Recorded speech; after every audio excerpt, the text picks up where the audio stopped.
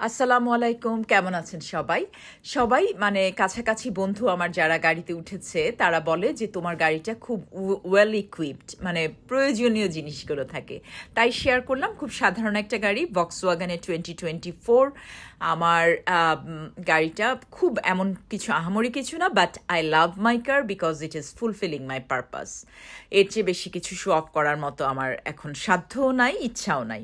আচ্ছা, আমার একটা মানে সানস্ক্রিন প্রোটেকশন কিন্তু আমি খোলার সাথে সাথেই দেখেছেন বোধহয় লেফট সাইডে থাকে, কারণ খুবই প্রয়োজন। কারণ যখন ড্রাইভ করি পুড়ে যায়, এবং এখন সানের ইয়েটা খুব বেশি।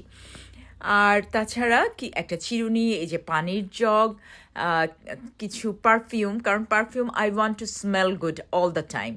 একটা ছোট চুইংগামের বোতল, মানে চুইংগামের বোতলের মতো একটা কোটা, ফার্মেসি থেকে বোধহয় কেনা, সেটাও থাকে। আর গাড়িতে কিন্তু পিঙ্কের ছড়াছড়ি, কারণ পিঙ্ক কালারটা, আমি খুবই গার্লি একটা টাইপ মেয়ে। আমার পিঙ্কের একটা ছোট্ট জ্যাকেটও থাকে যদি ইফ আই ফিল কোল্ড। আর পিছনে কেউই বসে না, কিন্তু একটা পিঙ্ক কালারের জগ আর একটা কিউট পিলো থাকে।